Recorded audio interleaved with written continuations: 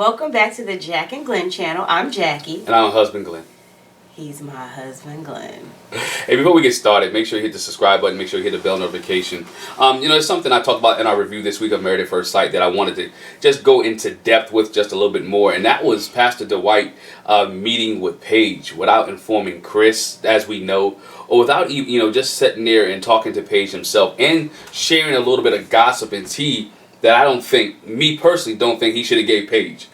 I think, with Pastor Dwight coming in and having a conversation, I understand he's Chris's friend, and the conversation with him, this is where my dilemma, the conversation with him and Chris, the last time they met, didn't go very well. No. Didn't go very well at all. Chris left and got up, and now next time we see Pastor Dwight, he's talking to Chris's wife. And not even giving the man a heads up, I'm meeting with your wife. I'm going to talk to your spouse about some of the issues that's going on. That's my problem with Pastor Dwight. Then, as you mentioned in the review, he came there alone with no support. That's not her pastor. Mm-mm. He's not even your friend. As far as we know, I'm going based off what we saw on the show, you only met this man once, and that was at your wedding. Y'all haven't had no conversation. All you know that he's Chris's friend, and he's the guy who did your wedding. Mm-hmm. So when he calls, Paige answers, and I have an issue with Pastor White reaching out to Paige and to have a kind of counseling session with her without notifying Chris. And not even notifying Chris or getting permission. By the way, I'm going to meet with your wife. Right. Or, and then the question was, how did he get in touch with Paige? How did he get her number? Did he have her number? Did he hit her up on Instagram? How did he... Right, the production share Facebook, the production share their numbers, and set the meet up. How did it go down and then we get Pastor Dwight meeting with Paige, and now he's meeting with Paige, and he's telling Paige, he was married before. Oh, he was engaged before. Mm-hmm. That's messy.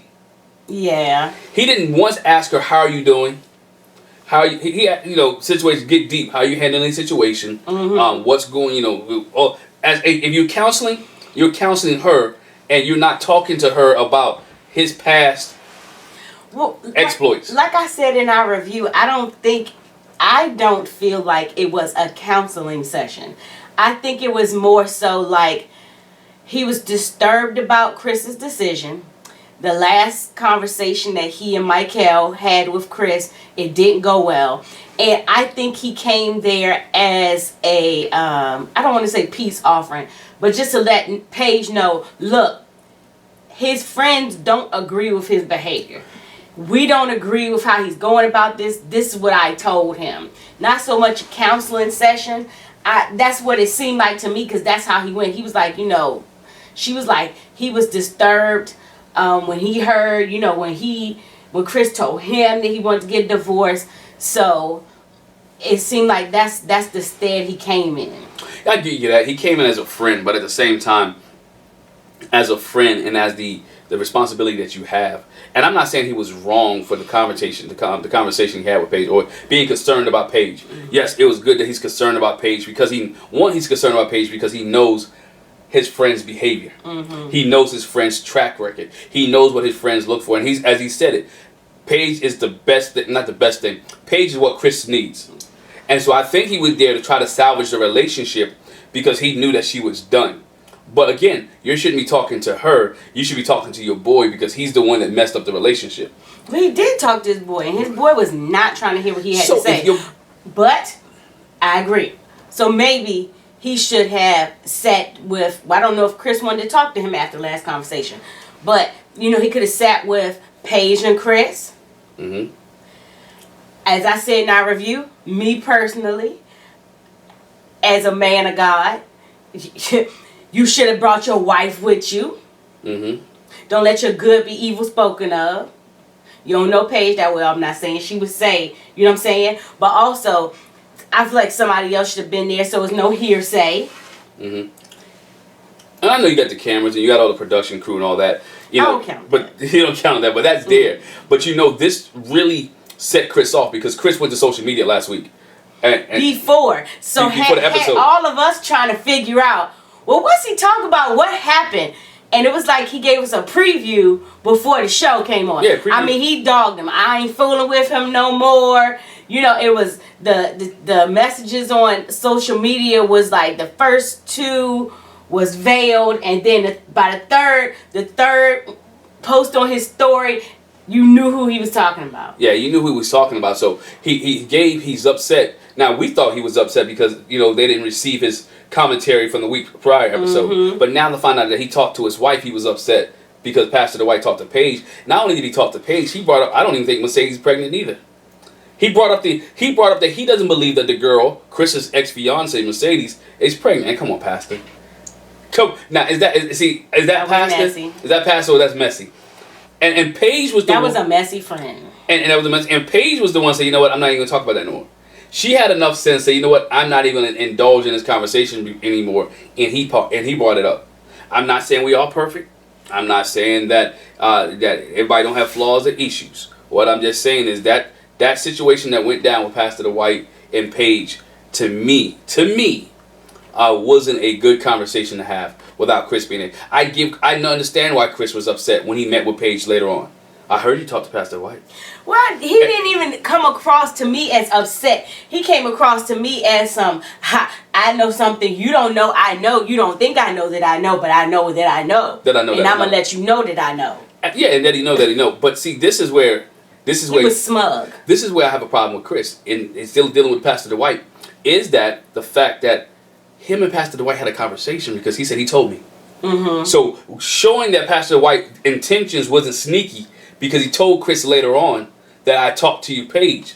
And so he didn't go into I'm not sure what he went into detail about, right. But he told Chris that I talked to Paige. Now, knowing that because he did that, there was nothing, his intentions were pure, but it was just the way that the conversation went with him and Paige. Now, again, it may be editing. It might have had much more conversation, much deeper the conversation than that. But the way that we were shown, based off my opinion, Pastor Dwight could have tabled that conversation, and it could have been more productive if Chris was there.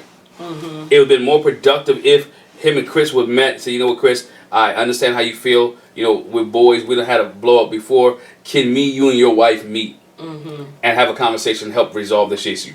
There's nothing wrong. I don't think there's anything in the contract saying they can't go to outside counseling other than experts. He's going to his pastor. They already established to open that can of worm for Pastor Dwight because he's already on the show. He talked to Chris prior to the marriage.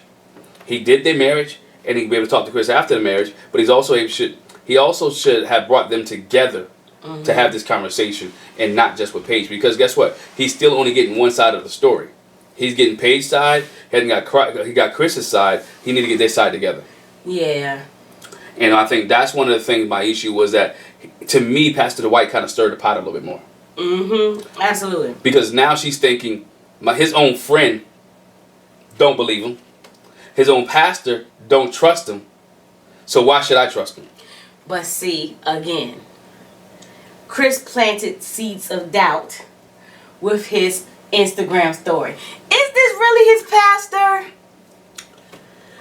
There might be boys. He planted this. All right, in his Instagram story, he goes on a dog. Pastor White said, you begged me to do a scene in your you begged me to do a scene in your church, and you're not even my pastor. You had to step in at the last minute to officiate. Which, to me, this is where I call BS on Chris, because you talked to the man at your church prior to your wedding. So I don't know how many days before that is that really last minute. I'm sure they could have found a pastor. Well, maybe they had one, and the guy or lady who's going to do it backed out, and Chris was like, you know what, I got one. Mm-hmm. Whatever case may be, maybe it was last minute. But guess what? That's your connection, and you brought him in. So by you bringing him in, he feels that he has a right to be involved. Mm-hmm. And so you feel like he has a right to be involved. So Pastor, I don't think he has the right to be that much involved.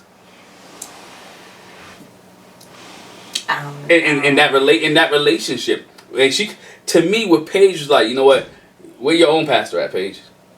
Where's your own counselor at? See, where's your own counselor at? You're going to somebody else's. Now, how did she go to Dwight? Did you go to Pastor Dwight as a friend of Chris, or did you go to him as Chris's pastor? I think she just met with Dwight, period. Pastor/friend. It wasn't one in particular. She just wanted to hear what he had to say because, again, he expressed to her that I don't agree with the path that Chris is taking. Yeah. And so I'm just trying to calm your nerves or just let you know as a friend. But yeah, I don't know. Just as church folks, like I said, I know it was people in the restaurant. I know it's production or whatever that was there. Yeah. But I wanted to, I was like, Pastor Dwight, is a habit. You don't be meeting with women by yourself. Surely you don't. That's the part that I was like, It's a golden rule, but Pastor... I mean, the conversation was messy, though, with the bringing up the engagements and talking about whether or not homegirl is pregnant. Guess what? I ain't speculating nothing. And I know there's a lot of people out there speculating, was she or wasn't she pregnant? I don't even think we went there. I'm just like, if they say so, it is what it is. It's almost like if the Lord told you to do it, who am I to say did you that you didn't? You know what I'm saying? Yeah. So, I mean, there's a lot of speculation about whether she actually was pregnant or not. Is it a ploy or whatever? Like I said, I try to be optimistic and think people don't. I know they do, but like, what would you gain from that? What would you gain from lying?